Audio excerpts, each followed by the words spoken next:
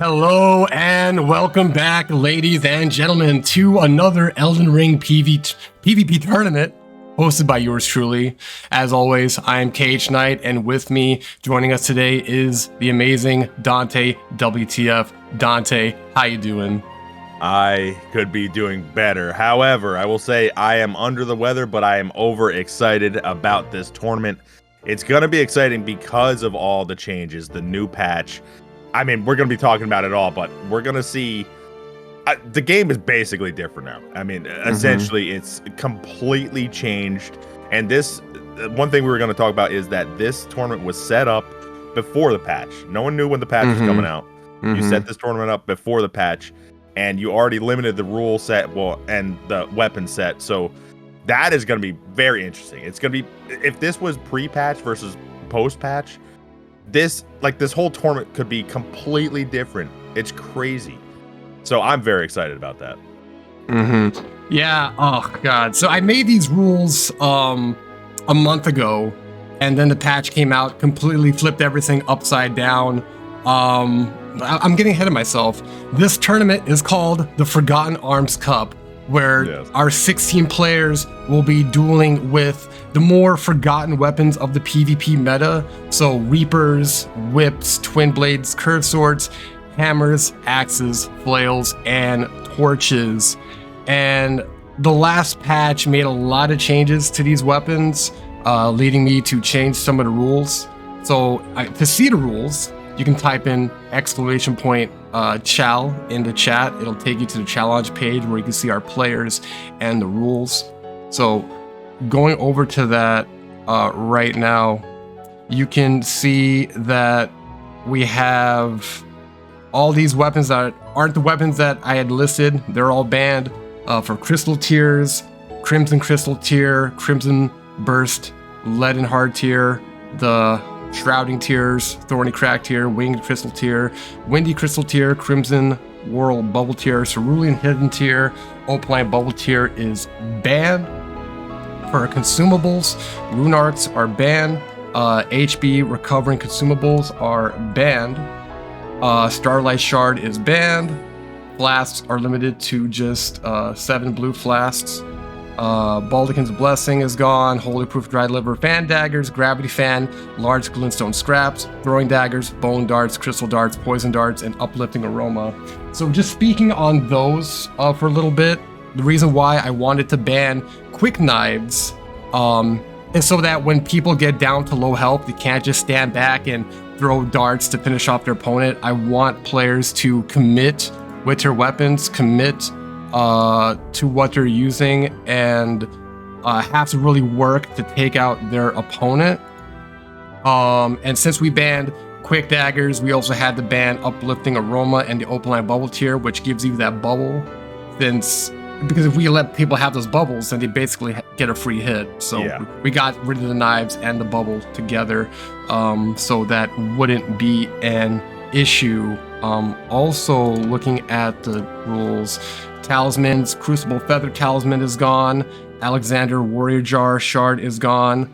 Blessed You Talisman is gone, so no regen. Royal Remain set, which regens your health when your health is low, that's gone. Also for Ash of Wars, so Bloodhound Step is banned, Royal Knight Resolve is banned, Stormstop, a lot of the meta ones, Flame Strike, Hoarfrost Stomp, Beast Roar, Thunderbolt, Barricade Shield, that's all banned, and that's because we want players to really use the lesser known Ash of Wars, the more forgotten Ash of Wars. Raptor the Mist also banned, Quick Step is banned. Endure is now banned, and this was a change I made after the release of patch 1.07. That patch improved Endure to make it last 5 seconds if you're using heavier weapons, 4.5 seconds if you're using lighter weapons. So it's basically like Perseverance from Dark Souls 3, where you can take hits and not get stunned, and when you combine that with the lighter weapons like Curved Swords, it's just too strong. So that had to be banned immediately after the patch came out. Looking at setup specific bans on the lighter weapons like Curved Swords and Twinblades, we had to ban Cragblade. Cragblade increases your poise damage So even if you have like 90 poise or more, you'll still get hit stun by a curved sword. So that's something we just couldn't allow for the heavier weapons like axes, hammers, and flails. We had to give them some sort of edge over the curved swords and the faster weapons. So we wanted to give them more poise, be able to tank a hit. And we got rid of crag blades so they wouldn't get stunned by that. On other set of specific bands, we limited poise to 53 for the whips, curved swords, Twinblades, and Reaper mains. So that way they're always taking hit stun no matter what. From the heavier weapons, axes, flails, hammers, and torches, their poise is limited to 90. So against the lighter, faster weapons, they'll be able to tank at least one hit. For curved swords specifically, we banned Shamshir and Scimitar because on their moveset, on the third swing of their R1 combo, it always roll catches. It does this underhand swing that always catches people after they dodge the second hit. So for that reason, we had to get rid of that one. No power stancing with curved swords. For whips, power stance whips, we banned power stance Urumi and we banned power stance Hoslow pedal whip. And for ripple axe, we banned drawstring greases on the ripple axe. Now regular status grease buffs, just a regular version, not the drawstring, you can use those because with that the animation is longer and it takes longer to apply it, so that way you're more vulnerable. So to get that really powerful buff on the ripple axe, you have to really put yourself in danger to get it done. And also just another reason why I made that change is because on the ripple axe it has a high arcane scaling, so that buff is it's more powerful on that weapon. So yeah, that's why I made that change for that. Dante, do you have any questions? Well, I just find some of these rules interesting. Because whips, I don't know whips that well, if I'm being honest. So like, why are whips, the certain whips banned in power stance? How much now do the poise damage do for whips? Does do they stun on L1s? Is it 2 without throwable items? That is interesting, obviously, because you can't get the startup poise damage to get a stagger. But also, I do find it interesting. Double kill has always been a round reset. Message heals, which is interesting, is a round loss. And this is something I hadn't even thought about. It did happen to me once when I was fighting someone. I didn't even know how I had my health. I'm like, what happened? Did I heal? I didn't even realize it. But so that's kind of interesting. So maybe you could go over that a little bit because that's a little interesting. I don't know if have you ever seen that in a tournament, the message heal? Generally, unfortunately, no, but it is something that's possible where if someone gets their health back in the middle of a tournament round, it just kind of screws everything up and then it just has to force a reset. So we just want to avoid that altogether. So if you do have your messages and you didn't delete them before coming in beforehand, that will count as a loss against you. We just don't want to have to slow down the tournament and just reset everything. You know, we could have a really crucial round, you know, match point, and then when it's down to the wire, someone gets a heal and it just screws everything up. So it's better that the players, and if you're listening, please delete your messages before coming in, so that way you don't end up getting disqualified for that round. I think you went over the rules quite well. I mean, obviously there's a lot of rules. You put these rules in place before the patch. I mean, you did tweak a couple things. You added endure. It was endure you added as on banned list, and what else was it? Crag blade specifically for the fast weapons. That's right. Yeah, crag blade on thrusting sword is out of control.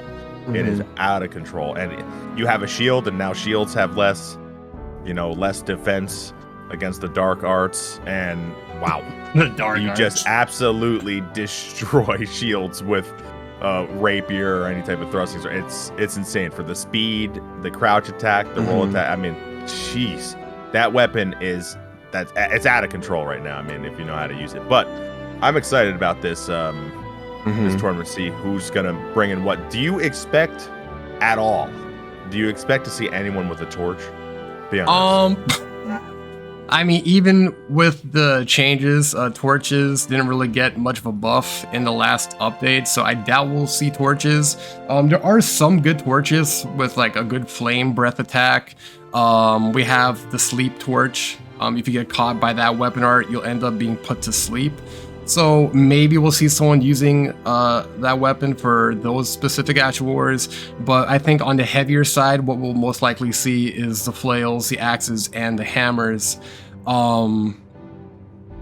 Yeah. Any other questions? I think that's basically it. Twinblade's one of those interesting ones where if Twinblade was fast, and if it was more like how it was in Dark Souls 2, and it could stun easier, and it can stun a little bit easier now, but it's just still a little bit too short, a little bit too slow.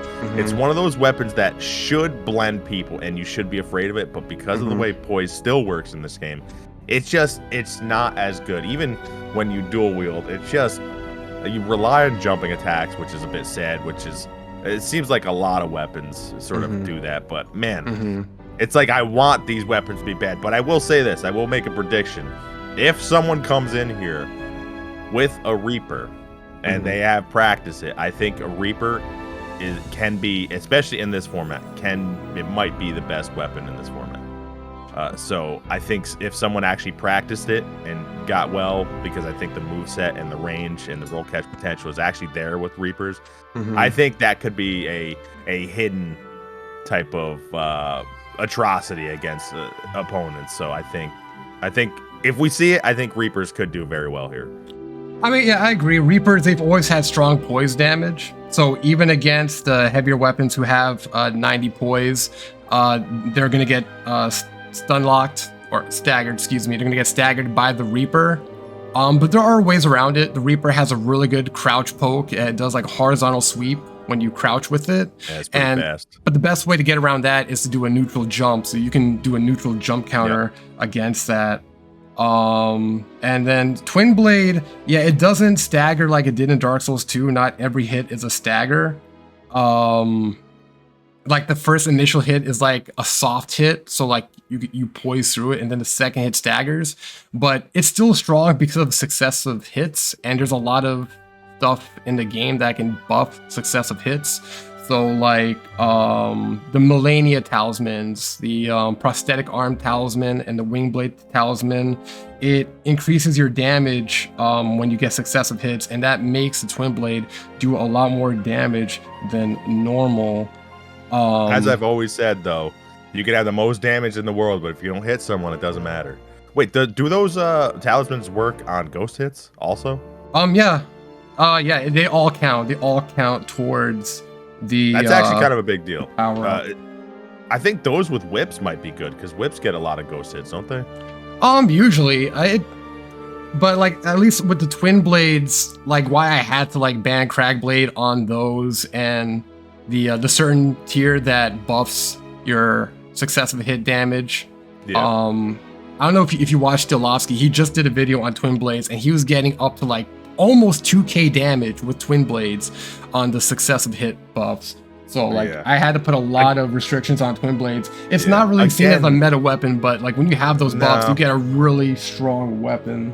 I just think because of the slow startup, I mean, you have to be a wizard. I just don't think great players against great players, you're gonna do successive hits with Twinblade. I mean, you really gotta people space. I mean, the thing is, it's just too slow. However, I do think because of the Ash of War buff on Spin Slash, which weirdly on Twinblades, when you two-hand it, it's actually like different. It's a sort of a different move. It's not the same as a Spin Slash on a katana or straight sword. I do think Spin Slash could be on axes, because I think you can put it on most of the weapons, a lot of these weapons here, but I do think that could be sort of a hidden destruction that people might use a lot in this format. Axes, axes, curved swords. Twinblades have it, but Twinblades, it's a little different. But it, again, if a lot of people don't know this, the first and third hit basically always breaks poise, and I think it always breaks hyper armor, except for a couple Ash of Wars it doesn't break through, and it's crazy. And you always get basically 2 hits if you're close enough. So you get either the first and second, you can roll out the third, or you get the second and third because you rolled through the second poise, and you almost always get 2 hits. And if actually, I'm not sure in this, do you have is blood build up banned in this? No. So unlike the last tournament, status effects like rot and bleed is allowed. So I think those could be kind of a big deal in this if people go that route, because you get a lot of ghost hits, and with things like Twinblade, axes are a little bit too short, but that's a lot of the issues of this game. But it's kind of interesting. So whips, I've seen people use rotten whips and things like that. Be pretty interested to see if people are going to use some of those. I do think they'd actually do quite well, especially in this format. But I think that the hidden gem here is Reapers. That's what I'm going for, and maybe status effects. We'll see.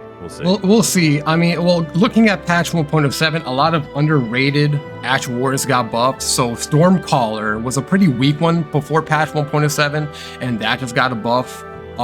And one of the heavier weapons that use a similar Ash War is the Stormhawk Axe, which has the Thunderstorm weapon art, where the user will spin the axe around his body and it'll do successive hits, stun locking the opponent at least 3 times, and that can do just a lot of damage. And if you have the right talismans, it can do even more damage. Yeah. And so now that's faster. It's faster and the hitbox is bigger. So if you catch people in a corner and you start that up, and you get hyper armor on that too, with Stormblade and Thunderstorm, you can do a lot of damage with that weapon. I don't know how it works now post-patch because I haven't seen it, but the way it used to work is that you essentially had to understand how it was basically 3 spins, 3 hits. So you get hit by the first 2, and you essentially had to not panic roll in the first 2. Otherwise, you were going to get queued and you were going to get hit a 3rd time. You had to basically wait, make sure you knew you got hit twice because you couldn't get out of it, and then roll the 3rd one properly. And I don't know if it's faster now, if you just can't do that. I'm not sure. I haven't really tested that out. But they also did with the new patch, they lowered the damage on most things except for like Flame Strike. Flame Strike now has more damage. I think some of the unblockable blades actually have more damage, which is funny, but that's not, you can't use any of those weapons in this one. But so overall, I think the damage overall is lower, which, and because you also have the shard banned, so that's even lower. So we might actually see a couple matches that'll last, maybe a little bit longer than normal, especially in this format with weirder weapons, if you will. Yeah, I mean, speaking of weirder weapons, I think at least on the hammer side, we're probably going to be seeing the Noct Flowing Hammer, or as some people like to call it, the Ball Sack Hammer. I've used that many a time. You pivot, you can get faster attacks. You pivot and sort of aim down, you can get the hit like half a second faster than normally. It catches a lot of people. It has quite a bit of well, actually, it does have a little bit of hyper armor, I think, but not like crazy. You can stun out of it. It absolutely does. You get hyper armor pretty much at the start of the animation, and it's a guaranteed double hit if it does land, and it's just one of the most powerful weapons in the game. It'll literally flatten you, and to me, it's the best hammer for that reason. I think we're using that hammer a lot. But the thing about that is, if you whiff, you are open for like 3 seconds. And you're gonna get blasted, absolutely blasted, which is funny, but it's like, that's why you don't just throw it out like an idiot. And there are other ways to do it where, again, I was playing around with that weapon. If you go 90 degrees to the left, you can fool someone who is looking for it and trying to reaction roll, thinking, oh, it's gonna come earlier than not.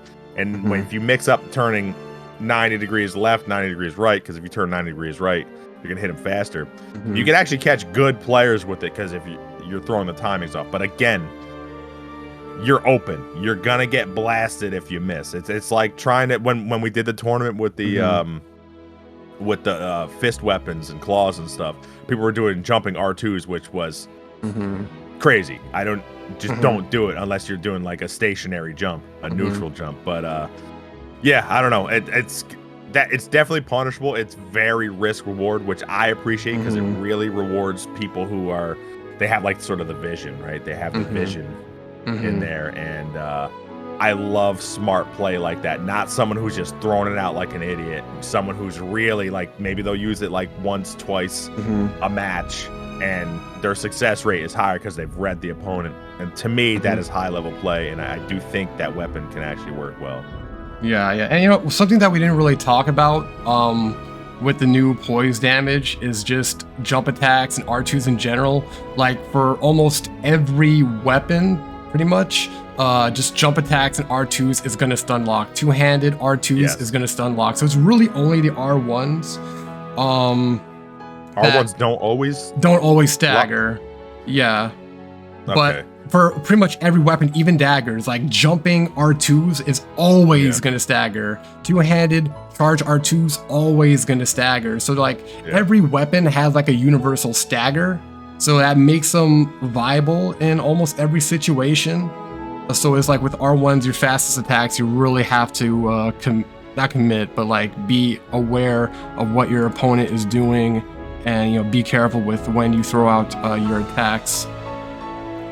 So what is the first match we got going on here?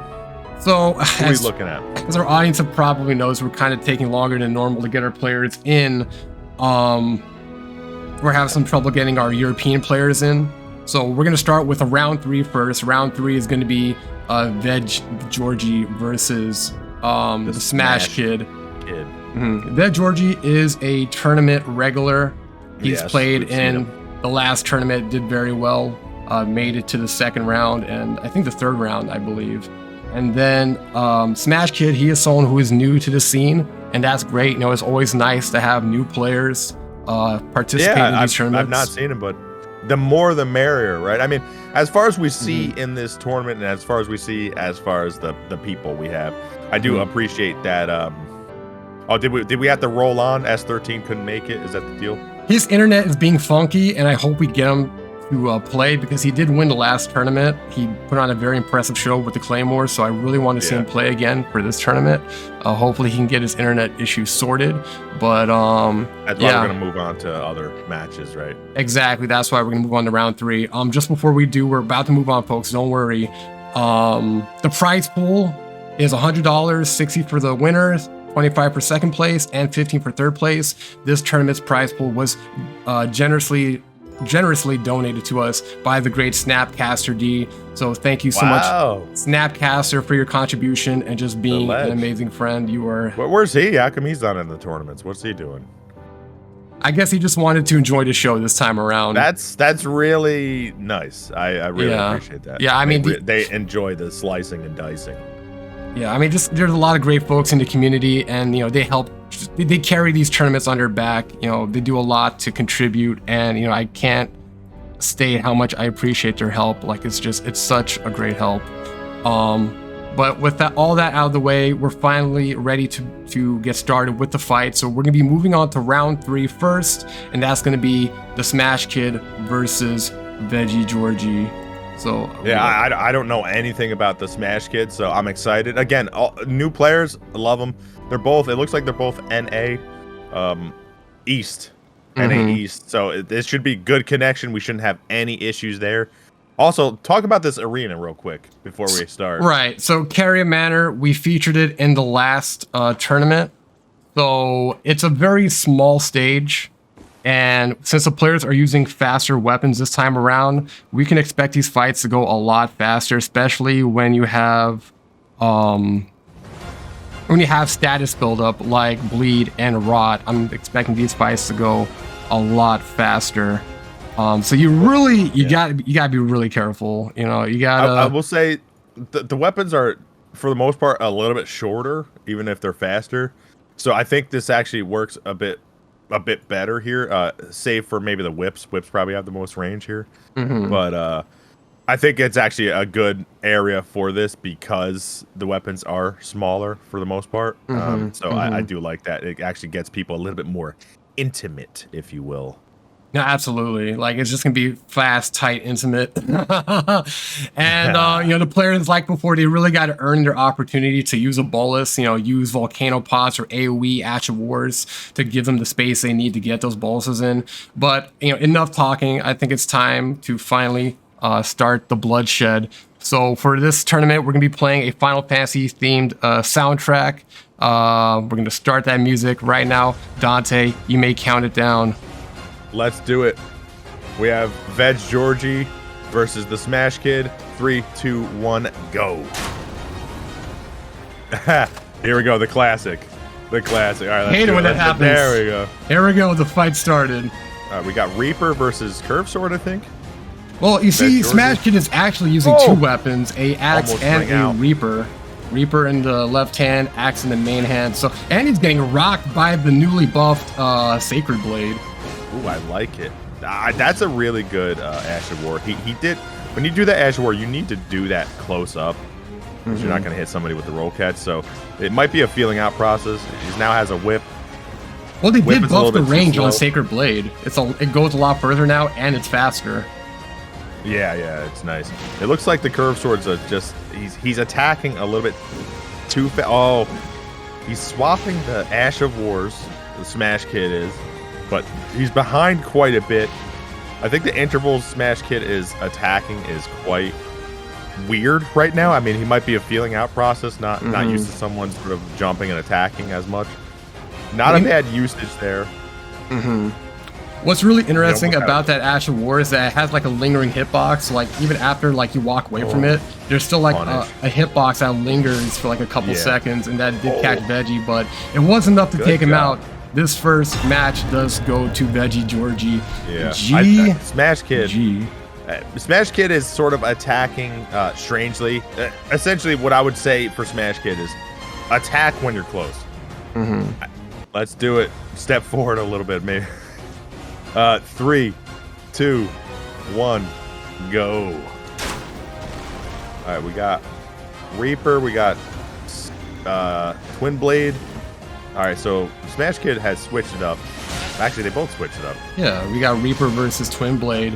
And we saw that use of the phalanx Ash War actually catching veggeorgie. Veggeorgie tried to fire off a Sacred Blade initially, but did miss. So it looks like smashkid is more aware this time around. But will he be able to take this round and make it even? What is that buff? It's a little tough for me to see. Holy! Oh, look at that jump attack! The perfect jump counter to the that was really nice. The Reaper's horizontal attack. That is the best way to counter that crouch poke on the Reaper, is that neutral jump into jump attack. The buff you're seeing is the holy buff that comes off the Sacred Blade. And look at that trade! Oh my goodness. He unlocked, did the Ash of War, and went back into the jump. Smashed him for 600 plus damage for the W. Now, they did buff holy damage, correct? So holy damage does a little bit more? Yeah, Sacred Blade does do more damage it does add more holy damage on that buff from Sacred Blade. Dante, when you're ready. Okay, here we go. 3, 2, 1. We got a Reaper. We have, I don't know what Witnake has yet. Oh, looks like it's a curved sword. Curved sword, Sacred Blade. And is that Shamshir? Okay, no, it looks like he didn't see the... Is that Shamshir? I can't tell. I don't know. Yeah, it's... Well, we'll see on the third hit. If it is... No, I don't think it is. I think that's Grossmeister. Ooh, wow, he tanked that hit in the air, and he caught him for 500 damage. Wow, that roll catch potential. I again, like I said, Reapers, man, I think Reapers are just, especially in this format, solid. But I think they're solid just in general. You can see that you sort of have to be worried. Oh, what is he doing? Look at this. He got him caught in the corner, took 2 large hits, 356 damage for each, and now is kind of coming down to the wire. Didn't seem like... Oh, jump attack against the Sacred Blade. Got him in the back. Actually push him back with the War Cry, and now he's got more damage on his attacks for okbro. Yeah, I don't know if he really needs it now, because it looks like one hit anyway. He's got to look for this trade. He should be pressuring, but again, you don't want to lose this match. Well, I mean, it's close for both players. Like, one hit could end either player, and neither of them has tears. I don't think either of them was able to throw on tears. And that's Barricade Shield. He's not supposed to have a shield at all, so we're going to have to disqualify Witnake for that. It's not his fault. He came in late as a reserve to replace S13. So But unfortunately, I will have to disqualify him for that one round. That's going to be a loss for Witnake and a win for okbro. Dante, you may count it down. Right, let's do it. Fight 2. 3, 2, 1. Let's fly. Boom. An immediate beast roar by okbro, I think. Or no, I'm sorry, that's Warcry. Warcry by okbro. And we saw Stormblade by Witnake. That is another Ash Ward that did get buffed that we didn't have time to talk about in the intro. Yeah, it comes out a lot faster now. Yeah. It's a nice punish now. A roll catch, yeah. And now we see that jump attack by okbro. And, you know, that's another attack that is possible to be countered with a neutral jump if you time it right. So you can see that one thing I like that okbro is doing here is wow, that does 437 on the crouch attack by Reaper. Yeah. Is there a difference? Like if you hit with the hilt, is there a difference of damage? Like a sweet spot? No, I don't believe so. I know it was like that for previous games, but I think in Elden Ring, the damage is just universal for the entire hitbox of the weapon. But look at this trade, 436 against 357. And the players are just staying in aggressive. They're not backing off. Look at that jump what attack. Is he doing? Oh, this is close. Oh, he's panicking. He's getting pushed in the corner. This is going to be death for okbro, and there we go. Perfect comeback for Witnake. Wow, what a match. All right, let's do it. 3, 2, 1, go. Okay, here we go. There's the Tears of Denial by Witnake. Both. On both. Like they both got it.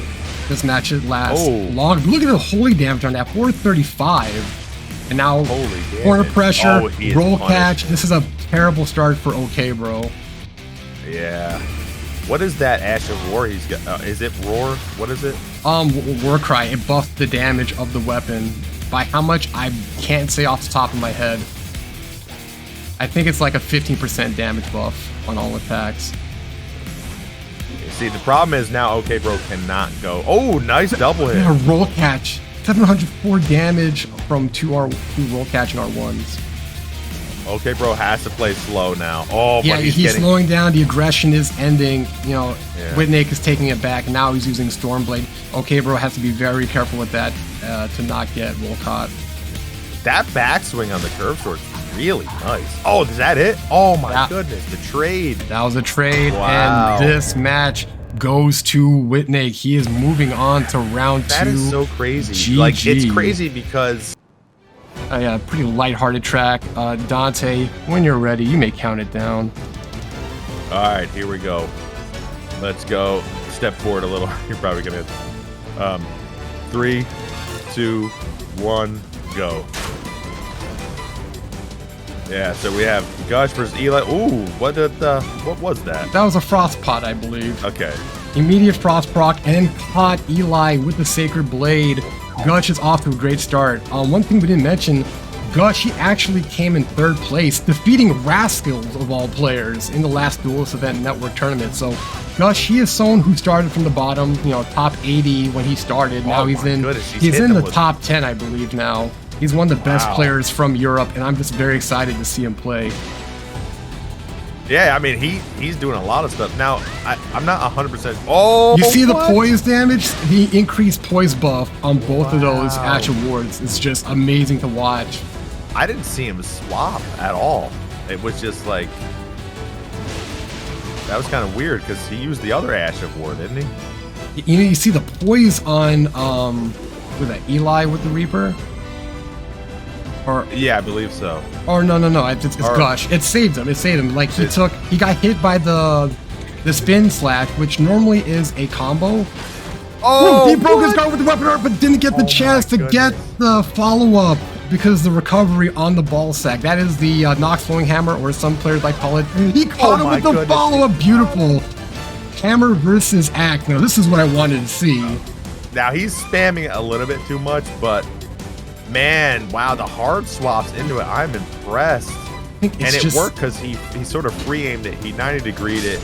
Oh, he got him on the jump. And that is a win for Gush. GG. Wow, he switched and he swapped and he slurped and he slopped. I love it. I freaking love it, man. Wow. Gush versus Eli. 3, 2, 1, go. And look, Throws the Frostpot caught him again. So immediate he walked Frost into that. debuff. There's no excuse. I don't know what to say. That's the second time he got caught by it. Eli should have been able to avoid that. And now we're seeing Poison Mist. And, you know, he's doing some good spacing. I think that should have caught Eli for about 30% on the poison. Which axe is this? Axe? That's the warped axe. So it has a charge R2 that has some, like, wind up to it. It has, like, some forward momentum. It's one of the better axes in the game. It has almost, like, heavy axe damage. Yeah, I mean, it's the oh, wow, he got, 480. he broke this is gonna hurt. This is gonna hurt badly. 327. Oh, he got frosted. That's death. Are you kidding me? 1075. And that is a comeback by Eli. GG. Do you think he swapped talismans? No, it's not. So again, the warped axe is one of the more interesting axes in the game because of the damage. We have a 3, 2, 1. Let's go. This is the final round, or final fight for them. Match point, that is right. And this time, Eli avoided the frost, and both players got the cures into it like a weirdo. I don't know. Is it just me, or is he slow rolling? It looks like he is. No, I don't. No way. Oh, that's a frost. Oh, okay, I see. So he was frosted. He has a chilling frost buff on his axe. I thought so. I thought so. Okay, so yes, that's pretty fast proc though. Like that was like a couple hits. That's because of spin slash. Like generally with these actual wards, when both hits land, it's gonna proc the status very fast. So now spin slash is good, man. Now we're seeing Poison Mist hit his opponent but didn't get the proc. But now he has poison on his Reaper, so that's something that Eli is gonna have to look out for. Yeah, see, like if you're that close to someone, especially with this arena, spin slash is insanely good. You almost always get one of the hits at least. And with these poise limits, it's going to be a guaranteed hit stun. What a mistake! Well, he tried to jump the crouch but didn't get it. The guard break, but no punish. What is he doing? You gotta punish. He let him get the bolus in. I don't know what Gush was doing there. He's making some weird moves, but I don't know. 700 damage on the R1. But that was after 2 hits, and now he's got a lightning buff on, no more poison. It looks like they're just going to go for raw damage to the statuses. Yeah, I mean, it's kind of interesting because, like, Gush was down pretty far. He's pulling it back a little bit. I mean, it seems pretty even now. Oh, here's Spin Slash. Didn't do too much stagger, surprisingly.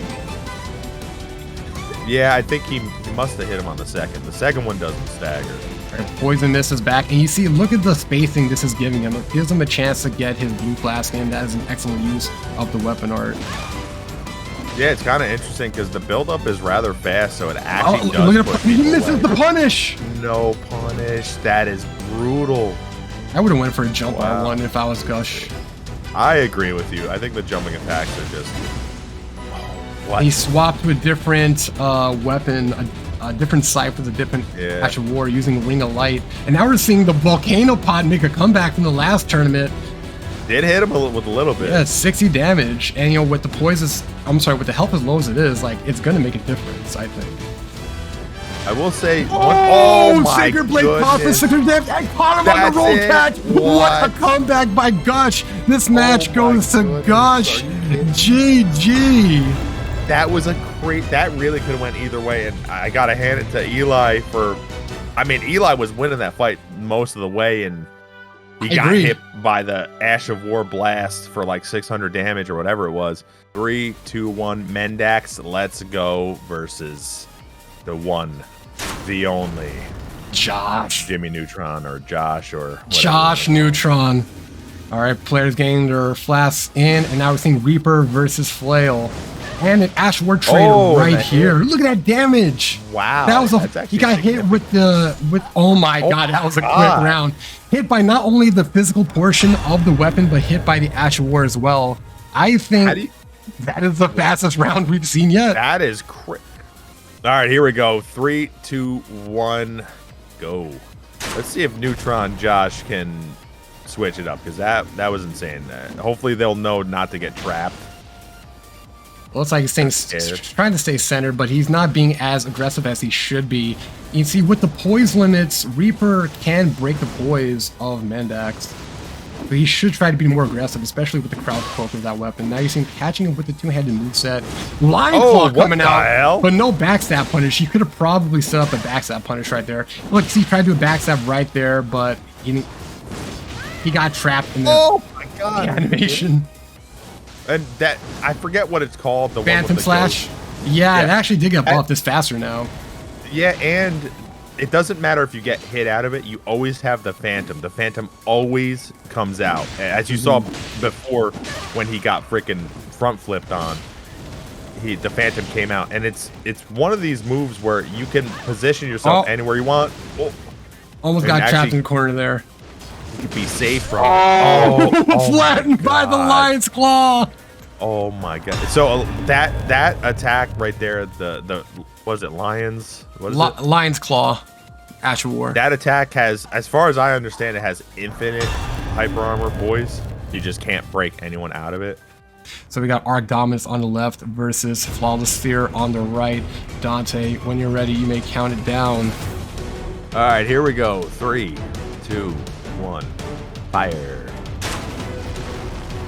And the bolt is out. The flask is in by Arc, but he got caught by the Stormblade. How much damage was that?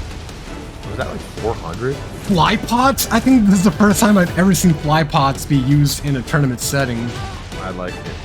I like it. Do fly pots do 824 damage? It does bleed damage. I think he has a bleed fight. But let's see if he'll be able to get the bleed proc on his opponent. Punished. This is a terrible start for Arc Dominus. How are you going to come in late and then just get rocked the first round? Come on, man. Come on. Don't. And here comes the Twinblade. Caught with the spinning slash. And it's non punish.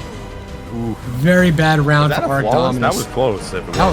I'm pretty sure that was a flawless victory for Flawlesssphere. It's in the name. It's in the name, folks. Flawlesssphere. Fight 2, 3, 2, 1, Flawless versus Arc. Let it rip. All right, so. He's afraid of getting punished. Almost got caught by the Stormblade there. He's a little slow to take a sip of his drink, but now the fight has started. He didn't want to get punished. He was chug shy. I don't know if you know this. The jump R2 on the curve sword is a true combo with the standard R1. Oh, I didn't know that. Yeah. That's nice. I wonder if he's going to switch. Oh, nice running attack. Oh, he did sword dance interrupted by the Stormblade. Double Stormblade. That was interesting. When you do stuff that you don't expect, man, it hits. I don't know what happened to Arc there. Like, he did the crouch poke with the Reaper and then it missed, and then he got hit in the back. I think he had enough time to roll out of that. Ooh, punished the piercing.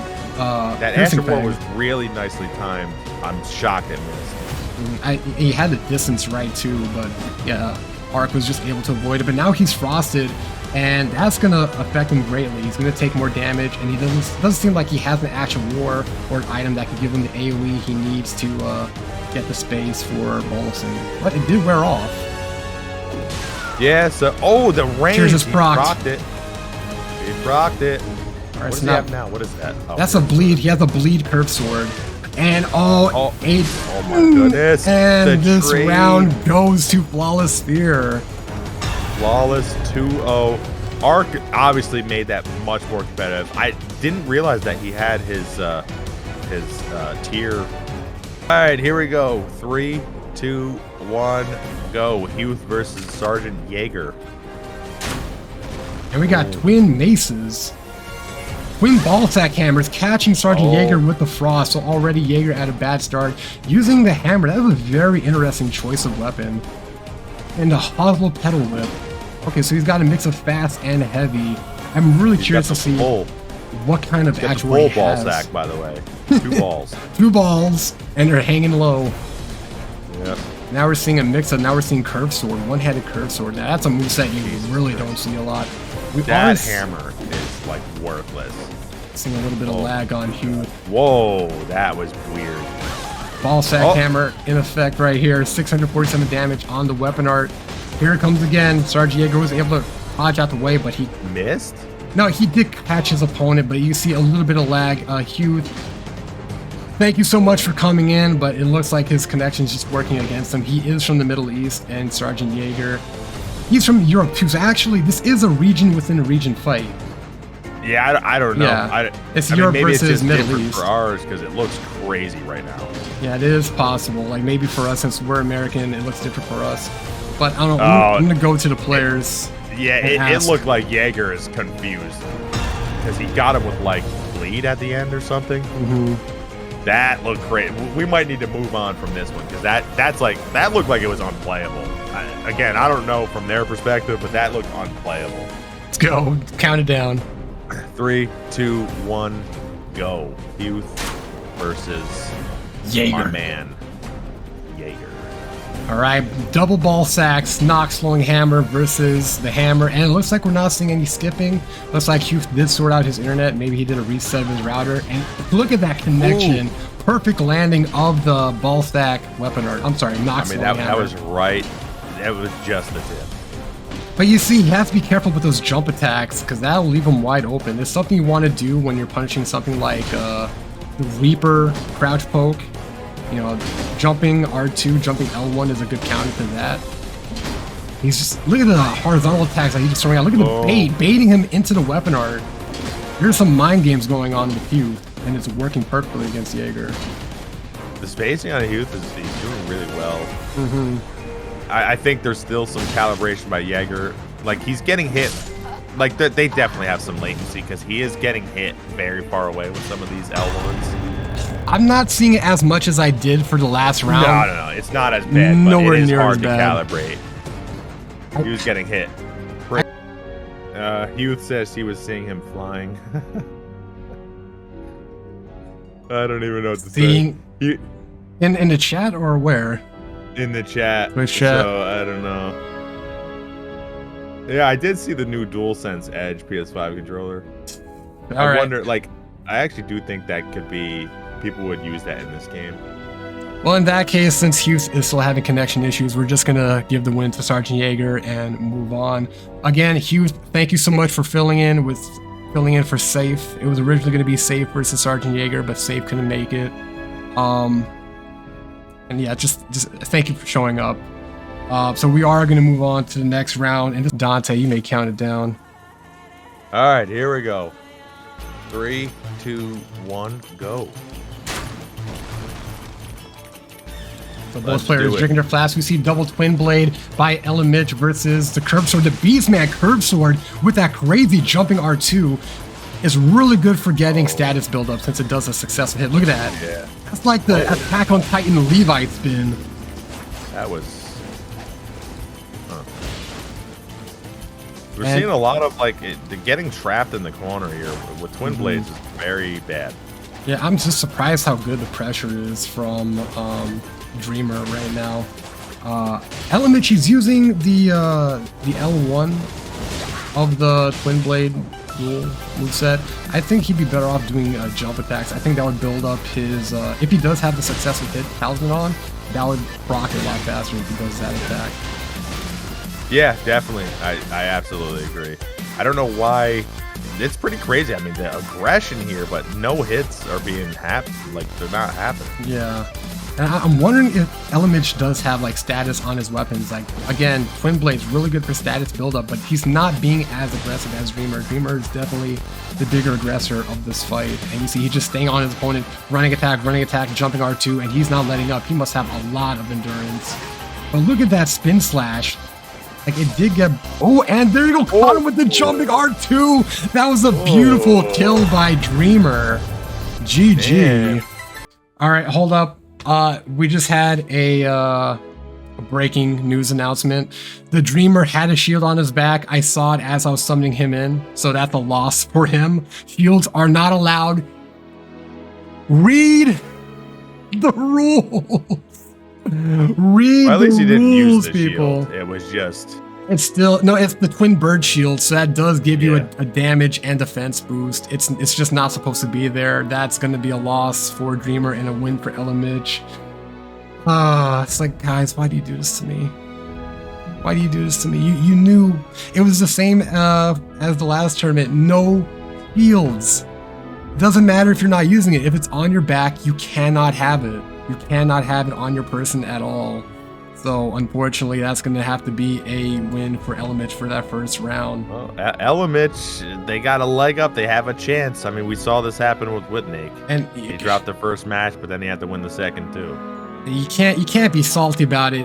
You've known the rules for a month. I had these rules out a month in advance. You had plenty time to read.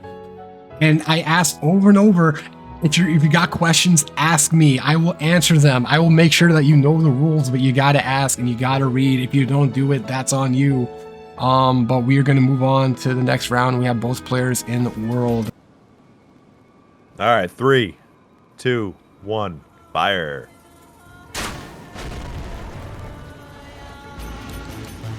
All right, now will Elemich be more aggressive this time? Because again, with these Twinblades, to make them effective, you got to be aggressive. Get your status properly. I can't believe he missed there, man. Wow, they must have a good connection because he looked like he was right there. Italy to Spain, that's not too far of a distance. But look at that spin slash. It's not doing as much stagger as I thought it would be. Usually, like both hits of the spin slash is like a guaranteed true combo. But I mean, looking at their poise, it doesn't look like they have over 53 poise. I'm just curious how much poise damage the two-handed curve sword has. It's 88 or 87 poise damage, so it should definitely be. Look at that stagger. It did hit him, but the second hit on the spin slash is just being weird. But he is catching him on roll. Looks like this is a more even fight. Look at this. He's just staying in his face, whacking him with 3 R1s. Elemich, he's just not having a good time with the Twinblades. No ghost hits here. No, I mean, we are seeing, he is catching him with a double knockout. Oh my goodness, you gotta be kidding me.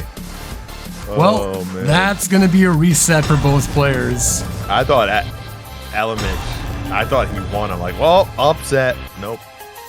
Until you may count it down. All right, 3, 2, 1, fire.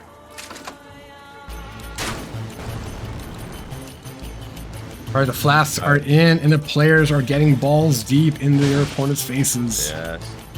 Chug, chug, chug. Now, see, the R2, as good as it is, it does leave you open. And look at that damage, 779. I didn't even see what was happening. But pay attention to Elemich. He did proc the damage buff. So now he's going to do more damage with his Twinblades. Dreamer has to be careful. Yeah, but how long does that last? I'm not sure, but you can see the aura on Elemich. Look at that damage on just the initial startup of the spin slash, 276. Dreamer's in trouble. And now Dreamer's is in the corner, but he's getting centered. Both players are getting centered. Elemich has to keep up the aggression if he wants to keep his damage buff. The damage buff did disappear. Yeah, I mean, Dreamer is... Here we go. Perfect whip punish. 367 on the spin slash. Dreamer's making spacing mistakes, which is surprising. He was doing a lot better in those initial rounds, but it looks like Elemich is getting his groove back. Did get punished on the flask, but look, here we go. Now we're seeing Volcano Pod being a deterrent. We're deterring the aggression from Dreamer. Oh, that's it. And that's a win for Elemich. I can't believe it. Dreamer's out. No, it's not. Or actually, oh no, you're right. Shield. He's out. The shield. Yep. I was gonna say it's even, but it's not. This round goes to Elemich. That GG. is 3, 2, 1, go. All right, so the flasks are in. Now we're seeing that's the hammer with the crouch poke, the all-seeing hammer. You see how long that is? All-seeing, all-knowing. And what's also interesting, the damage is split. It's intelligence, it's magic and physical damage, and it has a weapon art that lowers the magic defense of the opponent, and it lasts for a pretty long time. It looks like he's only using the crouch poke. It's good, but it's not that good. It's fairly slow, so Arythmicpulse has to mix it up if he wants to be able to defeat Goldtop, which is being very aggressive, catching him on roll with the curved sword. That just looks like the running attack. But look at that. You see how slow the crouch poke is? Like, it's good. It's good when your opponent's rolling away, but you can't be aggressive with it. It's really more of a panic roll punisher. Ooh, Glintstone Pebble. That's not something we've seen before. Oh, what is he doing? Yeah. He tried to take a trade, but he did not have the health to make that trade. This round will go to Goldtop. It's pretty crazy because he jumped over. I didn't realize that you could jump over that because it is like a vertical attack. All right, here we go. 3, 2, 1. Let it fly. The flasks are in, and once again, we're seeing Arythmicpulse staying with his hammer, but now he's pulling out the Wing of Estelle, trying to catch his opponent with the charge R2, but no success. Goldtop, he is going some really good aggression, catching his opponent for 400 damage. Now you see he backed off to try to get the Glintstone Star. I don't think that was a right choice. He should have stayed to hit in his opponent's face. He's got the damage to outtrade him. He should just stay in Arythmicpulse's face constantly. Look at that, 458 damage on a curved sword, a two-handed curved sword doing 500 damage almost. That's insane. Yeah, I mean, we're seeing the curved sword sort of take over. It's pretty crazy. He just cannot hit him while he jumps. It's about to ring out. Oh my god, the first ring out of the tournament. And that is a definitive win for Goldtop, washing the blood off of his body with the soap. We stay clean on PlayStation, people. Beautiful win. GG. Well, I mean, it wasn't technically a ring out because he actually died while he was in the air, falling to his more death. So it was like a double death. You know what? I want ring outs. I'm going to say it's a ring out. Okay. Hey, you know what? You know what? You can do fake news as much as you want. It's okay. Dante, count it down for us, please. 3, 2, 1, fire. We got a Reaper, and we have, I don't know, hammer. Ring of Light by Witnake. So this is interesting. Going for Ring of Light instead of Sacred Blade, which is faster. Look at that. That did catch his opponent. He caught his opponent first, but the damage is similar. That didn't do as much damage as I thought it would. It was a trade, Ring of Light versus Sacred Blade, and the damage was pretty much similar. It's holy versus holy, it looks like. Caught him with How the much frost. voice does he have with the Bull Goat? With the Bull Goat, it's only one piece. Oh, he's got Bull Goat head and Bull Goat torso, but then he has Lionel pants. I'm not sure about the Witnake's making a couple mistakes. Oh, he swapped to the axe for. Yeah, what was that jump? Getting caught on the jump attack, making a lot of mistakes right now. Again, I like the swap for the Ash of War, but he kind of got lit up.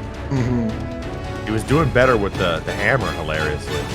And that's a kill. Oh, wow. He's trying to do spin slash. Stationary jump like 3 times in a row, and Cobb Cairo or Shrubs or whatever you want to call him, he went in for the bait and he got blasted because that axe does not have a vertical strike.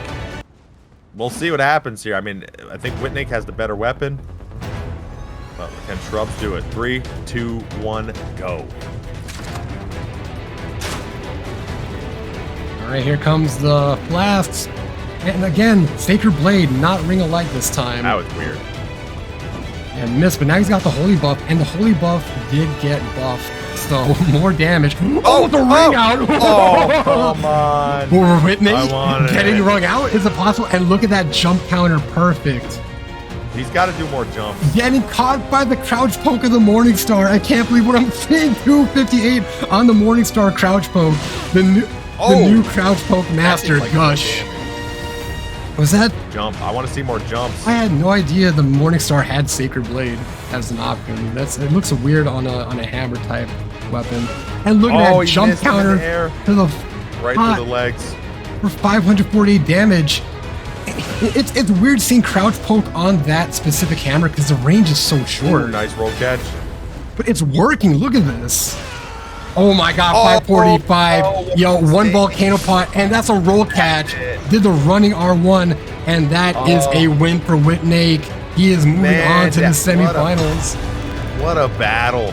That was closer than people think. Man, I cannot believe Shrubs made that mistake. Dante, when you're ready, you may count it down. All right, here we go. 3, 2, 1, go.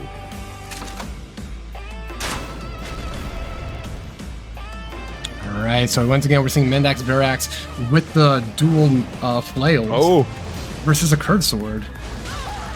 Oh, Yeah, this looks like he can get punished if he goes for that Ash of War too far away. Yeah. He's got to try to corner him. No, you're 100% correct. Look at that. I mean, Sacred Blade 500 damage, and then Spin Slash 300 damage. You know, if he misses with the Nebula Ash of War, he's gonna get punished for big damage. Oh, but he actually caught him right there. Wow, that's got big range. That was crazy range. I did not realize. Oh, you can stun him out of that. Nice job. Now, I don't understand this. veggeorgie going for a Sacred Blade in his opponent's face. It looks like he's out of FP. Come on. Go after him. He can't punish you. Exactly. We should be seeing more L1 attacks. More like jumping L1s from Mendak, but he's not. He doesn't have the aggression he should have in this moment. And now we're seeing a swap to the Reaper. And I think he did it should do for the poise. He should roll L2. Roll L2. That's what he should do right now. Now back to Curve Sword. Now looking at Mendak's setup. He was out of FP. Okay, that's what it was. Because, he's getting caught, right? Oh, this is that's a trade. And that's a kill. That's a win for veggeorgie. I thought he died because of all the explosions. No, that was perfectly spaced. Like, he got hit by the follow-up of that weapon art, but no, he got his off first, and that was a definitive win for Veggie. All right, here we go. veggeorgie's up 1-0 against Mendax. 3, 2, 1, go. All right, both players getting their buffs in. Here we go. Flame of the Red Mains has returned, jump catching Mendax for 339 damage. Is that faster? That looked faster. It's the same. It didn't get buffed. It was actually one of the better Ash Awards pre-patch, so it didn't get a buff. Huh. And now we're seeing Halo Scythe. Looks like that delayed swing actually allowed him to trip up his opponent, get him caught with the blade, and now he's got him stuck in the corner. But look at Lion's Claw actually coming in clutch and giving Mendax the poise he needed to push Veggie out of that corner.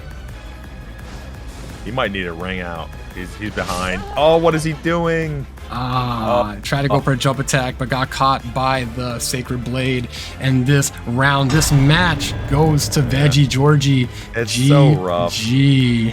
And I see, like, everyone makes these mistakes, but it's like, Dante, you may count it down.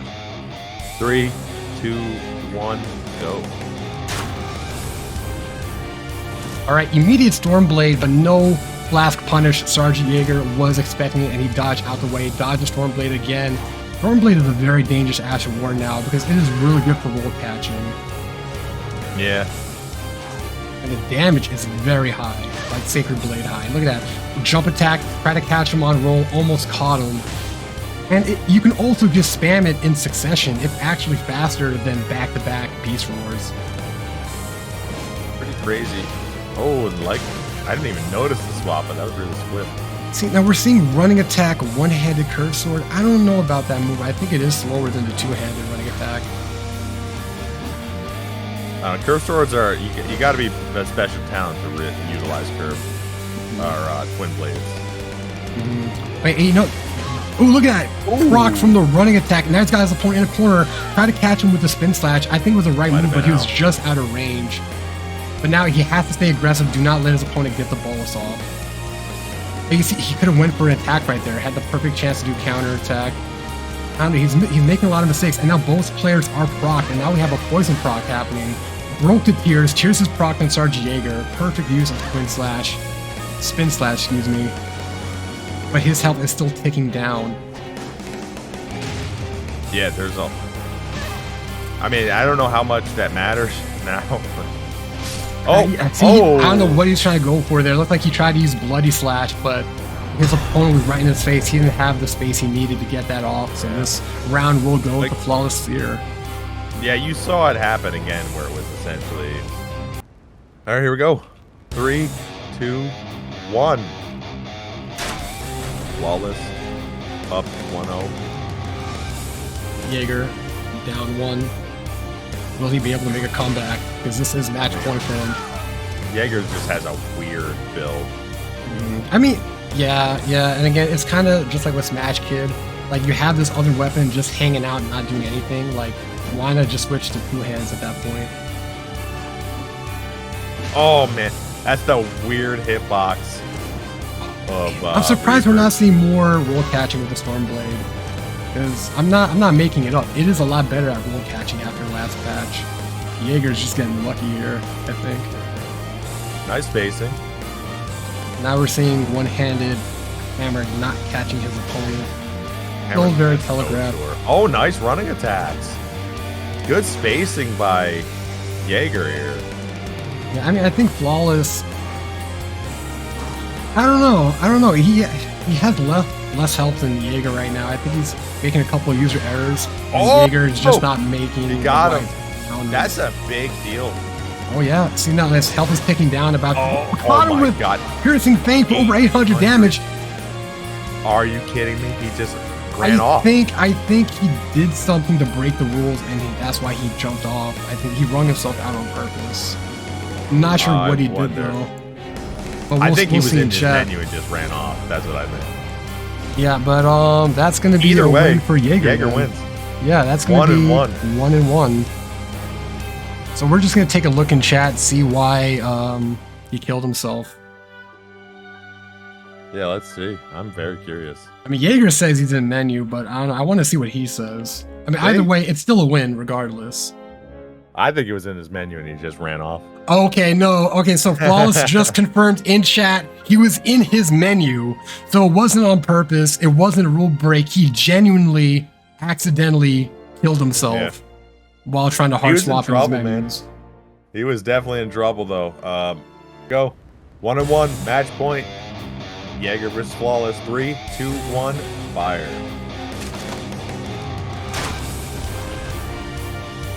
All right, we're off.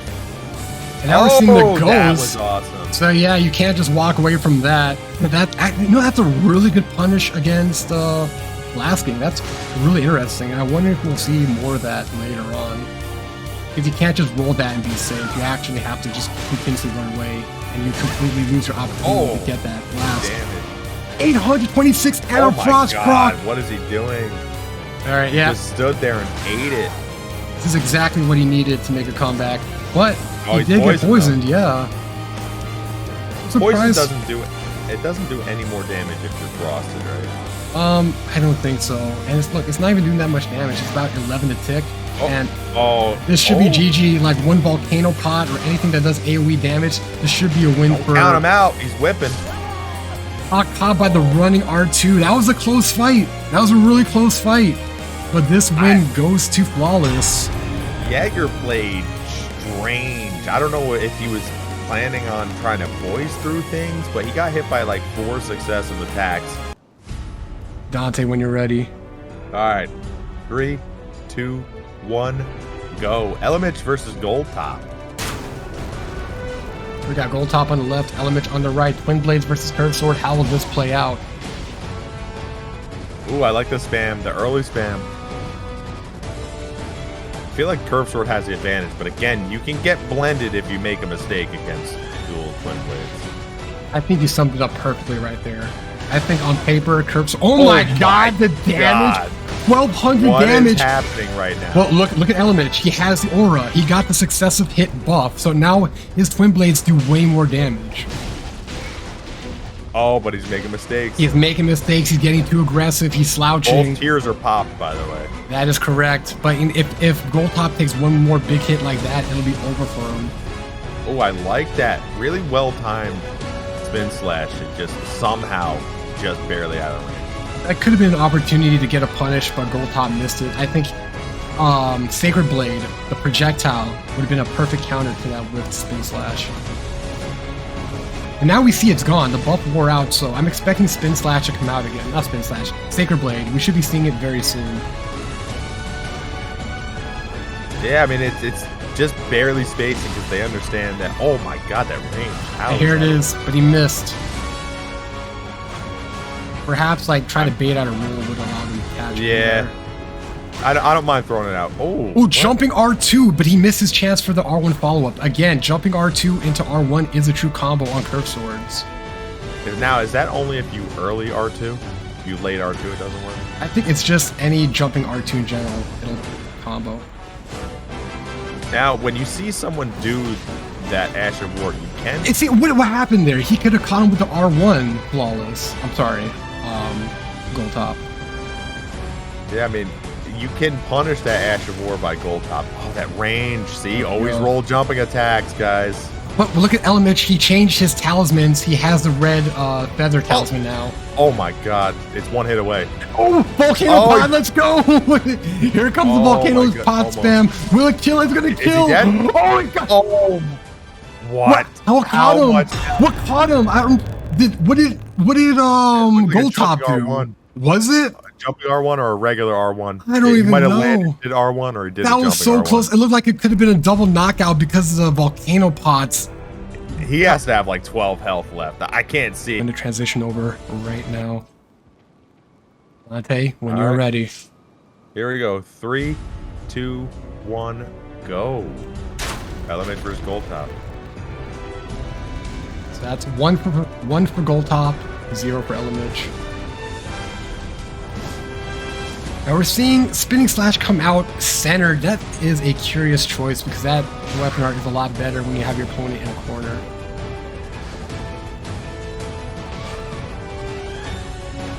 Just feeling out, having a feeling out process.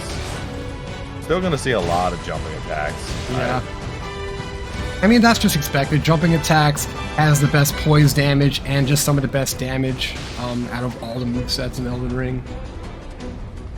And especially on the Twinblade, because look, that's what, 4 successive hits. And look at that, 880.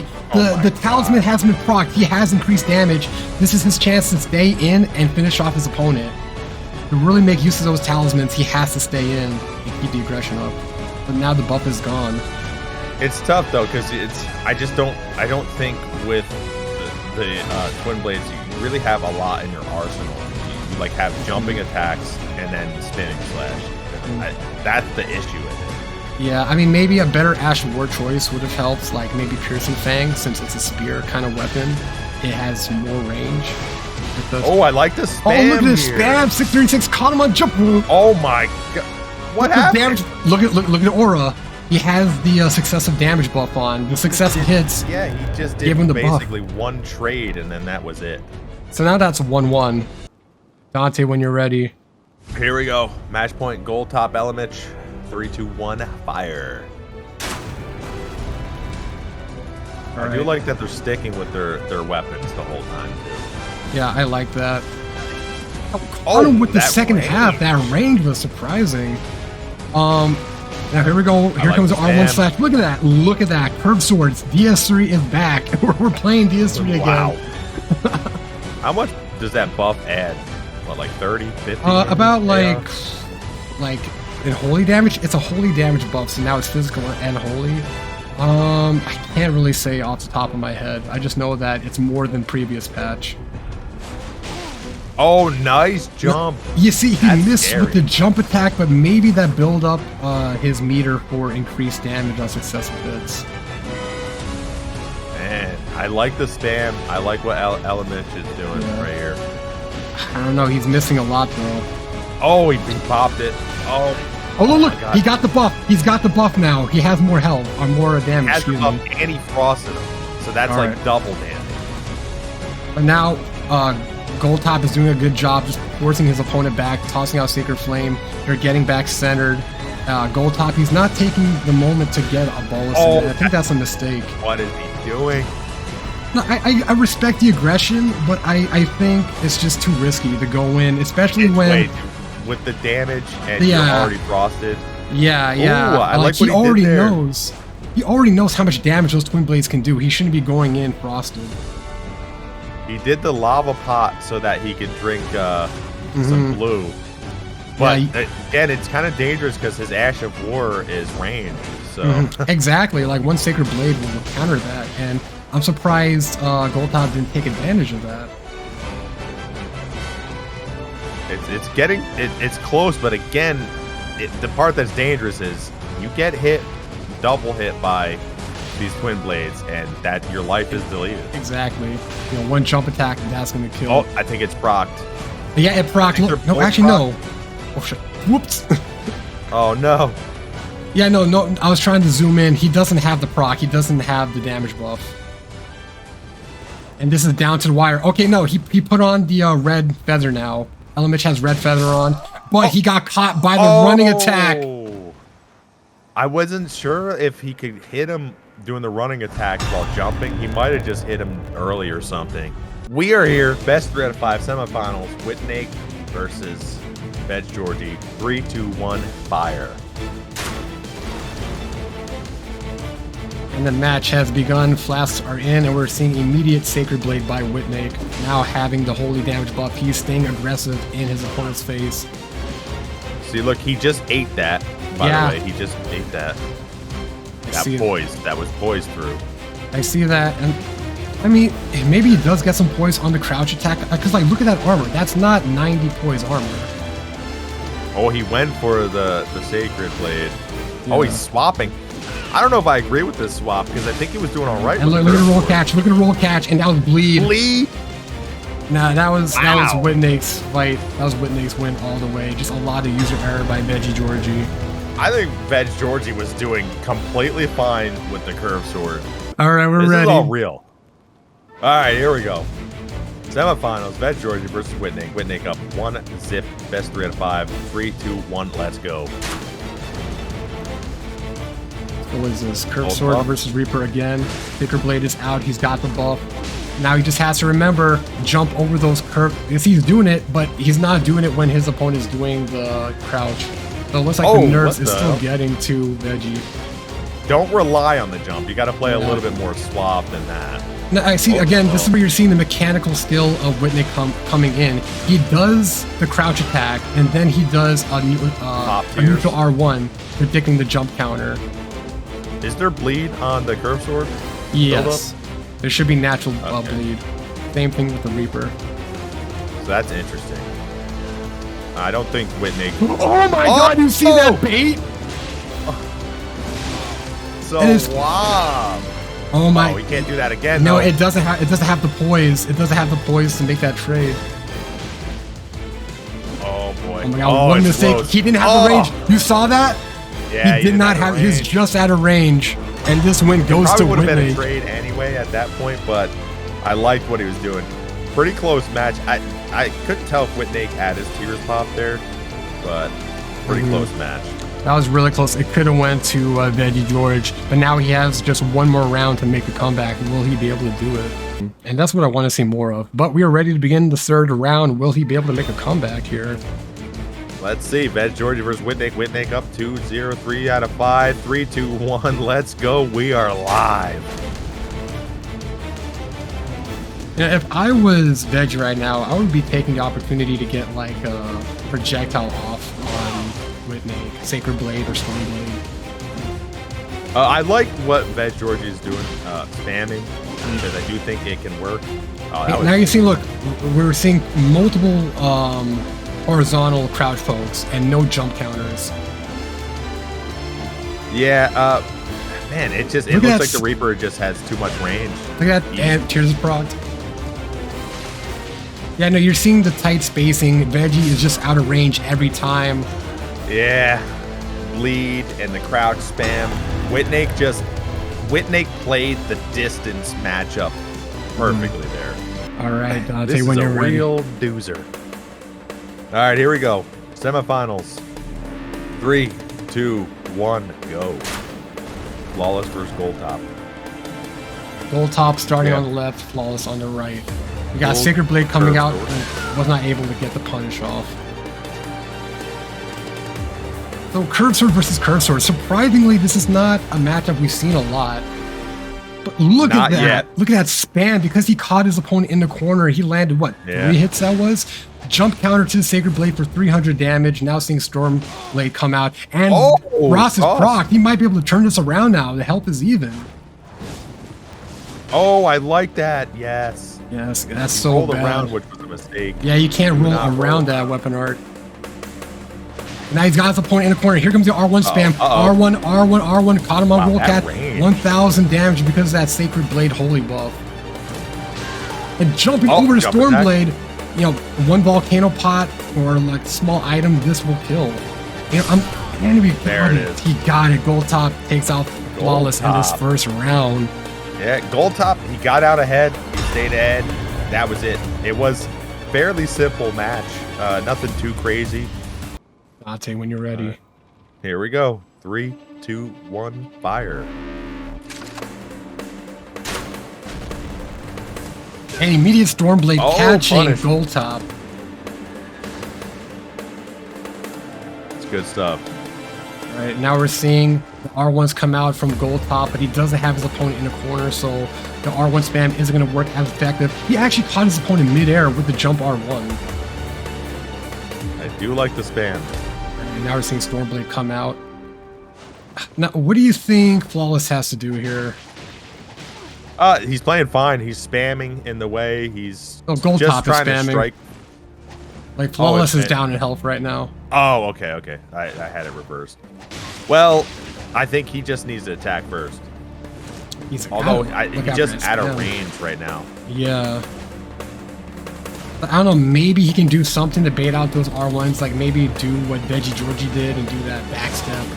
Oh, there we go. Well, you see, doing a jump attack at that distance, you can't jump forward. You have to do a neutral jump.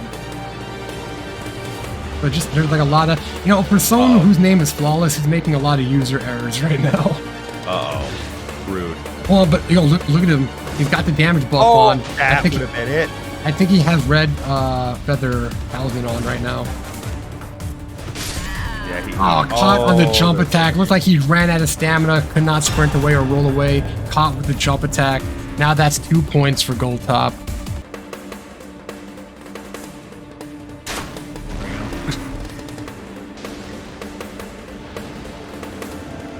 All right, now you see the ghost pots being the perfect counter to those flasks, because like even if you walk to the side, you're still gonna get hit. So we're seeing some adjustments by Flawless, catching his opponent early. Now you get that solid jump attack, gets the frost proc, 900 damage, trying to catch him on roll with the Stormblade. Now we're seeing Twinblade come out. This is a much better showing by Flawless. Yeah, I mean, they're playing a little bit slower. They're not just staying in the pocket, getting destroyed. But he has to be careful on that jump R2, because that did leave him wide open, but Goldtop did not seize the opportunity for a counterattack. I mean, Flawless is playing like he knows that this is match point. Oh, that could have been perfect. He rolled into the corner, but he didn't get the follow-up hit. Here comes the R1 spam. Yeah, that was a good time to do it too, because it was a ring out. Caught him midair. He's in trouble. See, I think on that R1 spam right there, he could have caught him with Fearsome Fang.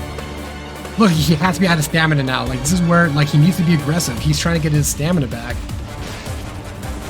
Oh, try to catch him on roll, but just missed. I think this is still in Goldtop's favor. Flawless is still making too many mistakes. Bro, what is he doing? Look at this. The spam is destroying him. Absolutely. And again, it should not be disaffected. And that's it. That's it. It's going to be Goldtop versus Witnake for the final match. GG. I can't believe it. Honestly, that was crazy. Flawless. You know what's old is new again, I guess. Like, and Dante, when you're ready, you may count it down. 3, 2, 1, go. Alright, so here comes the Ghost, punishing the flask use for 192 damage. That is respectable. You see Veggie trying to fire back with the Sacred Blade, but missing his opponent. Both players were very nervous in their last fights. Did they cool those nerves down? Oh, Frost. Oh, the punish. Now that's the roll catch we've been waiting for from Stormblade. Catching his opponent on retreat. But look at that damage. Over 1,000 damage from just a couple R1s. Oh, the punish again. Yeah, it looks like Flawless is playing a lot better than last round. It looks like what's happening here is that they're both doing off-timing Ash of Wars, but they both sort of know when they're going to do it, but I keep forgetting the wind power one. That one's a little bit faster. Stormblade. It is. Stormblade is just faster, so. It's just a better roll catch. But what was that jump? He got some height on that one. And now trying to roll catch with the piercing blade. Just missed. Tear pop. To really be successful with that, you got to catch people on recovery. Try to bait out like a missed Ash of War and then hit him with the piercing thing. I actually thought it was a good spot because he was in the corner and he couldn't get away from it unless he rolled properly. Yeah, but So, corners are only really good for horizontal attacks. But look at that. He did the jump R2. He was wide open and he got killed. Here we go, veggeorgie up 1-0, bronze match, 3 out of 5, round 2, fight 2, round 3, 2, 1, let's go. Oh, the pot. They didn't get him for the full amount of damage though, but there's still a lingering. What the hell? That was crazy. So caught him with the ghost and caught him with the Stormblade. Yeah, that Ash of War is really slow. It's so weird, he keeps getting caught. Yeah, he did it in his opponent's face and got interrupted. It's weird, like actually doing it yourself, it feels faster, but like watching it in third person, it still looks really slow. I mean, especially when you look at it compared to Stormwind. All right, Nebula's back, catching him for, what was that, almost 400 damage? Awesome, he brought that out. Oh man, I like these hard swaps. And he caught him in the corner too. That's the best time to pull out that weapon. Oh, nice. All right, Flawless is playing a lot better now. Now both players are centered. Looks like there was a damage buff on Veggie for a second. I'm not sure what that was. Jump attack. Nice jump. Just outspacing it, yeah. And now we're... You know, that looks really weird. Like drinking the flask while crouched. Were you able to do that before, or is that new? I think you were able to do that, but it doesn't do anything, right? I thought it would make you stand up when you do the animation. But look at it, he missed the spinning flash, got caught with the jump R2, but missed the all-in follow-up. So I guess that true combo is a Shamshire exclusive move. Yeah, can veggeorgie has... Here comes the spam. Oh. Everything's proc now. They're on their last legs of health. Nice roll. Oh, this is going to be so close. You gotta be really tight on your spacing. Oh, why? Why would you do the pod? What were you thinking? Wow, and he just threw it way up in the air because he jumped. Dude, I'll count it down. All right, we got 3, 2, 1, go.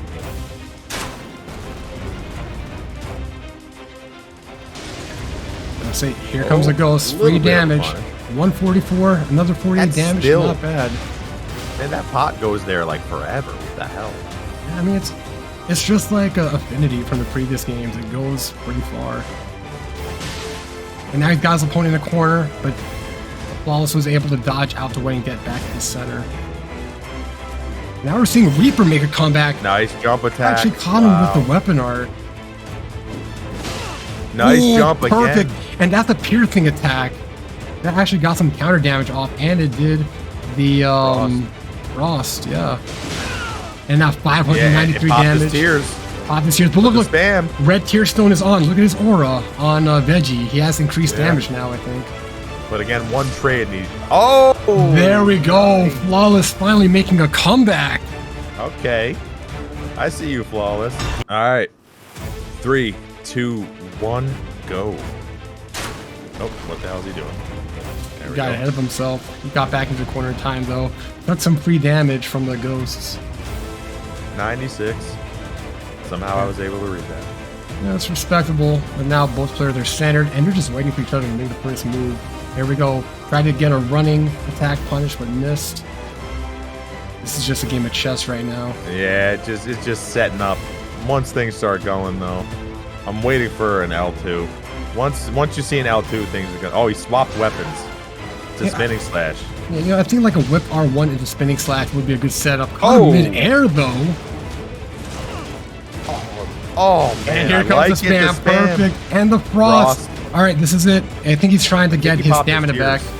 And maybe it looked like he ran out of stamina there, so he took a step back. Yeah. Okay.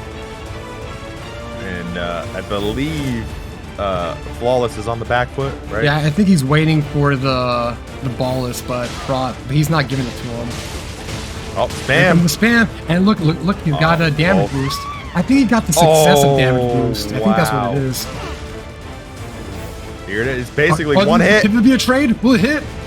Oh, what is he doing? He walked in. The pivot. That was the pivot. The pivot got him. Pivoted. Oh my God. What is he doing? The dreaded pivot. If you turn around suddenly without blocking, you will do the pivot animation, and that's what got him killed.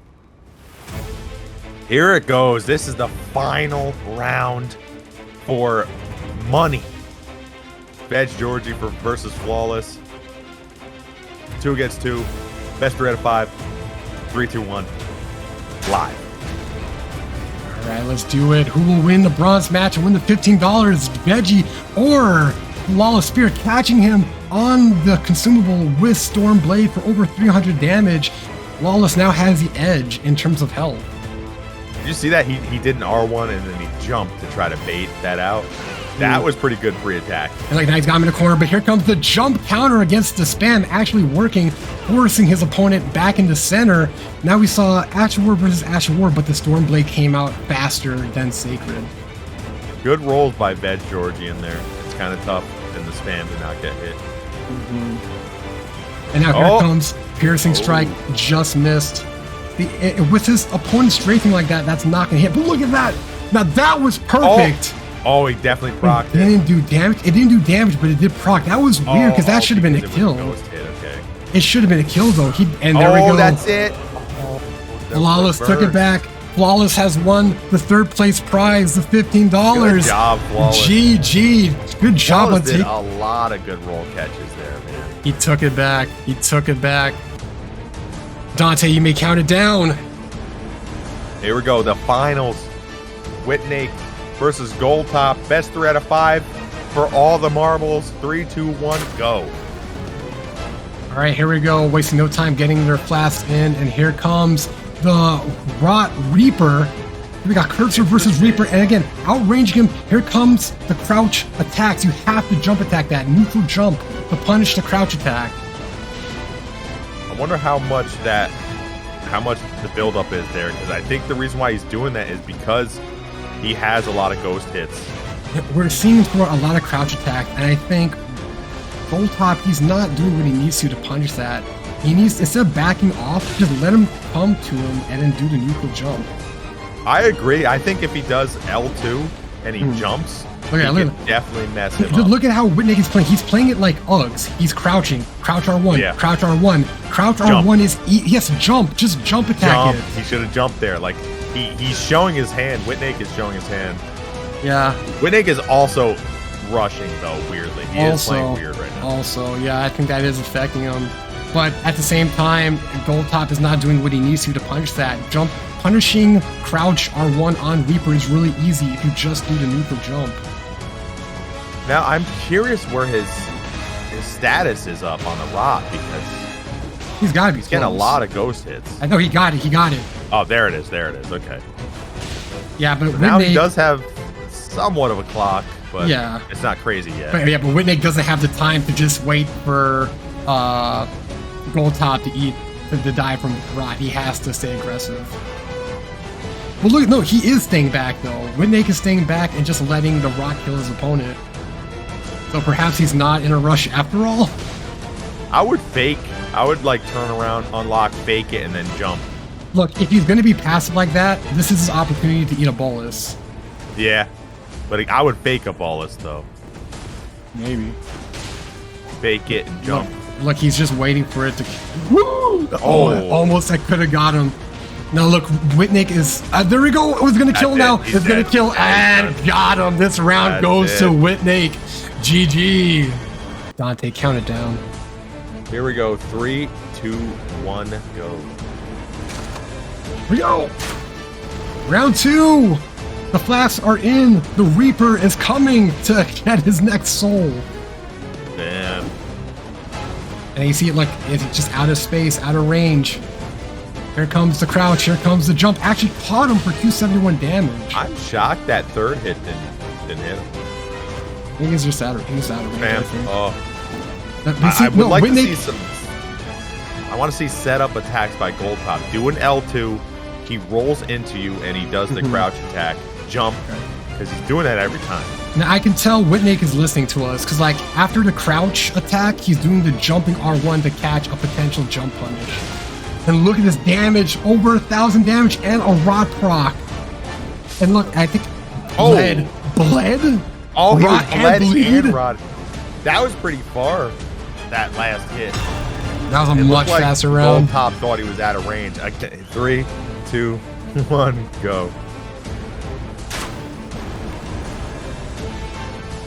All right, potentially the last fight of the tournament, Goldtop versus Witnake. We're seeing awesome Rot. Just walked off the side. Just using his opponent's momentum against him, just take a step to the right and his opponent falls right off.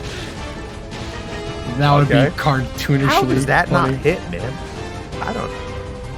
Oh, he was in his menu big time. Yeah, he was. He almost walked off there.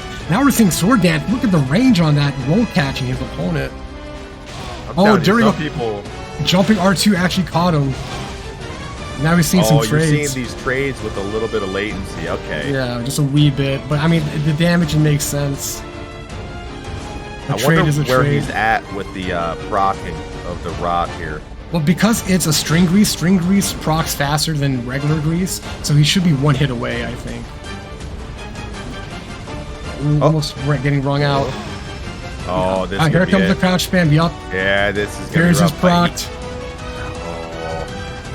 Well, now he's either got to go for Ballast. Come on. He needs a Ballast, but he needs something to keep his opponent away. Look, he's walking away. He's walking away. Witnake doesn't have to fight. Yeah, he's got to do the Ballast now. He's dead. I think Witnake is going to give it to him. He's like, yo, bro, Ballast. And that's it. Yeah. That's the win for Witnake. The guy who wasn't even in the intro. He came in and he mopped the floor with the competition. That's another tournament win for the legendary Witnake. Witnake, you have won the grand prize of $60. GG.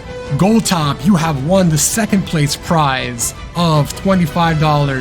GG. Everyone, thank you so much. To the players and the audience, thank you for everyone who stuck around from beginning to end. You guys are the best. Thank you for the follows. Thank you for the likes. Thank you, everyone. Thank you to our reserves. Thank you, Witnake and Heauth, for coming in to fill in for the dropouts at the last second. Thank you so much. Thank you to the players for playing. Thank you for the audience. Beanpole, thank you so much for coming in and organizing the players, doing the password management. Dante, thank you so much for co-hosting. What a tournament. What a tournament. Dante, what are your thoughts? I love this rule set. I like this. I didn't like that it sort of... although Witnake, it was cool. I said that Reapers, I thought Reapers were really good in this format. But I didn't like that a lot of people were using Curve Sword. But again, you know, it's sort of the nature of the beast.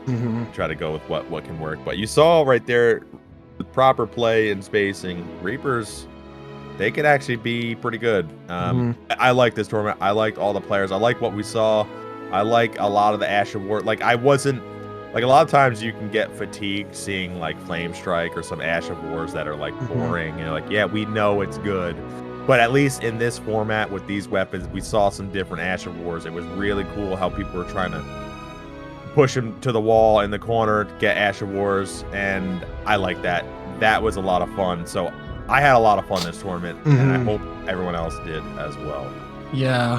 You know, speaking on these off-meta rule sets, you know, always people are gonna fall back on the comfort pick. It doesn't matter what you allow. People, even if you allow only the weakest of weak weapons, people are gonna fall back on the comfort pick. Whatever does the highest damage, whatever has the highest DPS. So naturally, we saw a lot of curved swords, not too many axes, not too many flails. We did see that one axe that did massive damage, and I think it was actually pretty cool having Spin Slash on that, especially in that arena. The arena's a little bit smaller. You have some walls there. I like those, and that's what people need to understand is if they're going to be in a tournament, really understand where you're fighting. Like, a lot of these weapons will not work very well in, like, let's say mag, right?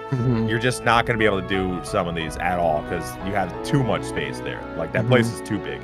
But because you don't, some of these things will work much better. And like the flail, like, you see that actually worked. Yeah, And, the Nebula hitbox is huge. So that's what you got to see. Like, it's not just, I mean, maybe in Witnake's case specifically in this tournament, but it's not really the case of just play. Like, there's also ring outs. There's also the walls, the corners, and yeah, you need to still play well, but you have to take into consideration all those other aspects.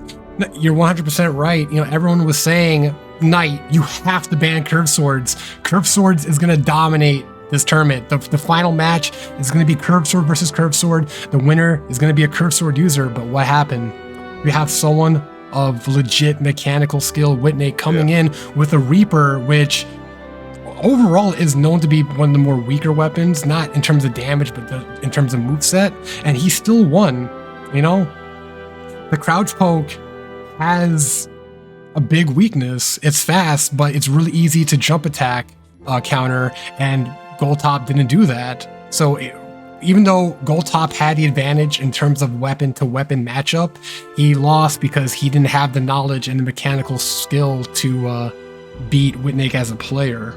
So it's always about the player. It's more the player than the weapon, you know?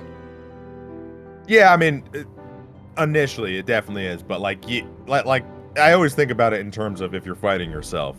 If you're fighting yourself and all things are even, the version of yourself that can take into consideration all the other aspects of the game, right, can get the slight edge. I mean, it's the difference of you're fighting yourself and you swap a talisman or not, right? Versus if you understand that there's walls or ring outs or the spacing of the arena itself. And I always find those little tiny, minute details very interesting. All right, so we're getting pretty close to the end. So again, thank you so much to everyone for watching. This tournament will be uploaded to YouTube at youtube.com/KHKnight. My YouTube channel is down below in the Twitch description. In my About Me, you can click that YouTube link. It'll take you to my YouTube page. I will get this tournament uploaded within the week. Hopefully, I'll have it up by, say, Wednesday or maybe Tuesday at the earliest. And it'll have all the waiting that you had to go through, you know, during the intermissions. It's gonna be cut down. It's gonna be cut down. Yeah, like these post fight commentary. This is a Twitch exclusive. This is only for our most dedicated fans who come in to see the stream live. Yeah, like Ark, like Brina, like Sleeping Hollows, all those players. So we appreciate you guys being here. And again, like you said before, you said it was who donated the prize pool again? Snapcaster D. Thank you so much. Again, like you guys who contribute to these events, you guys are carrying the community on your back. We couldn't have done it without you. Thank you, Snapcaster, for your amazing contribution and just being a great guy.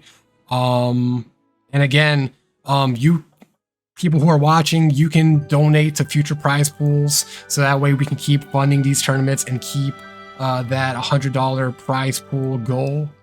And if you want to commission your own tournament, if you have an idea for a tournament that you'd like me to do, you know, DM me. We'll see what we can do to make that tournament happen. And what else? I feel like there's something that I'm missing. Prize pool check. Let's thank Beanpole for wrangling up these miscreants. Beanpole, thank you so much for organizing the players. Once again, you have been an irreplaceable help.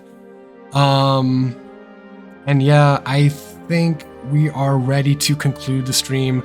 Thank you so much. Before we go, we're gonna play the intro one more time and then we'll end it there. Dante, any other closing thoughts before I transfer over? Well, not about the tournament itself, because I think I've said what I can say, but I will say, at least for me personally, I know some of these people I see in my chat for my stream, I'm feeling like garbage, so I'm probably not going to stream today. I'm probably just going to eat and fall apart, and I don't know what the hell I'm doing, so I don't feel very well. We'll pray for you. So, pray for Dante. Pray for Dante's good health. So I probably won't stream, so I apologize. I usually stream Friday, Saturday, Sunday, but well, everybody in this household seems to be falling apart, so... Yeah, I can hear it in the background. Oh, and one more thing, the challenge for the next tournament, the the November tournament on the 19th. That is live right now. So if you want to sign up for that tournament, you can do it right now. Type in !Discord in chat or go to my Discord link in the YouTube description below. Join my Discord. Go to tournament signups. You'll see it. Make It Rain Cup. Go to the challenge page, sign up, and we'll see you on the tournament stage next month. But that is it. Thank you so much for watching. Everyone, have a wonderful night. Peace.